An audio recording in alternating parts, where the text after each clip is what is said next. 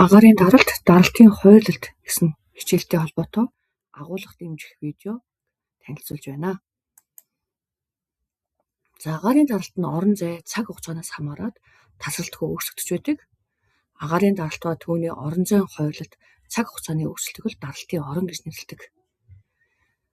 За даралтын оронгийн хувьд хаваад үзэх юм бол энэ өөрөө бага болон их даралтын можуудыг үүсгэж байдаг. Үүнийг бол даралтын систем гэж бол нэрлэдэг. За зурган дээрс харахад одоо тийм энд B үсгтэй маань өөрөө бага даралтын орн үүссэн байна. E үсгтэй нь болохоор их даралтын орн үүссэн байна гэдгийг бол илэрхийлж байна.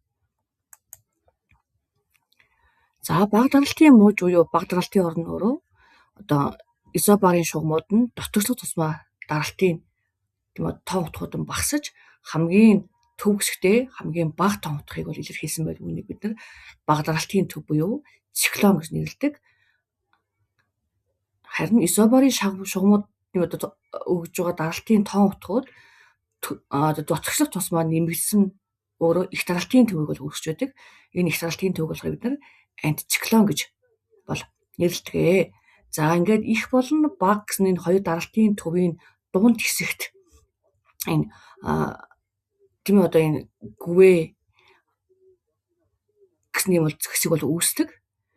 За энэ нь болохоор изобарын галаргуун гүдгэр хэлбэртэй тэнглэг рүүгээ тийм одоо ингэж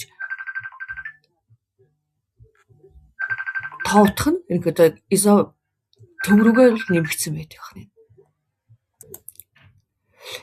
Бага даралтын хотсон хоёр их даралтын мужийн хооронд байгаа даралт багтаа зурагс бөгөөд задгаа изобороор зурагддаг. Энд изоборын галаргуун хотгор хэлбэртэй бол байна. Их даралтын гүвэн тийм одоо энэ изобар нь гүдгэр хэлбэртэй байдаг. Тэнглэг рүүгээ изобарын утга нэмэгцээр тэнглэг дагуудаа даралт хамгийн их байна. Хоёр их даралтаа хоёр бага даралтын хоорондох гişгийг бол эмээлэг гэж нэрлэдэг. За энэ зурган дээр 7 дугаар сарын агаарын даралтын хуйлтыг бол харуулсан зураг харагдаж байна.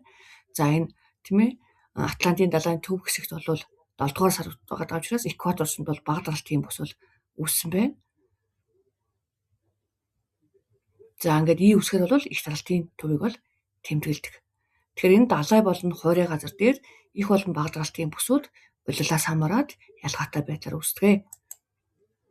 За багшийнхаа өгсөн саяны мэдээллүүдээр үндэслээд за энд байгаа дөрвөн татгалыг бол хийж гүйцэтгэх нь. За нэгдүгээрх нь 7 дугаар сарын агаарын даралтын зургийг бол ашиглаад их даралтын орон үүсэж байгаа газрыг бол тэмдэглэнэ. За тэр газрынхаа яагаад тийм ээ одоо их даралтын бүс тэнд үүсэх болсон шалтгааныг тайлбарлаад тэнд цаг агаарын байдал ямар байдалтай байна вэ гэдгийг тодорхойлж бичнэ. За хоёр дахь асуулт нь бага даралтын орон үүсэж байгаа газрыг бас газрын зургаар тэмдэглээд нэрийг нь бичгэнэ.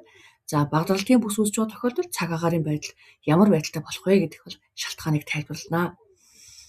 За дараагийн асуулт нь болохоор 7 дугаар сарын агаарын хуйлтын зургийг ажиглаад хойд болон өмнөд хагасад даралтын зураг ямар ялгаатай байгаа одоо шалтгааныг нь тайлбарлаж бичнэ.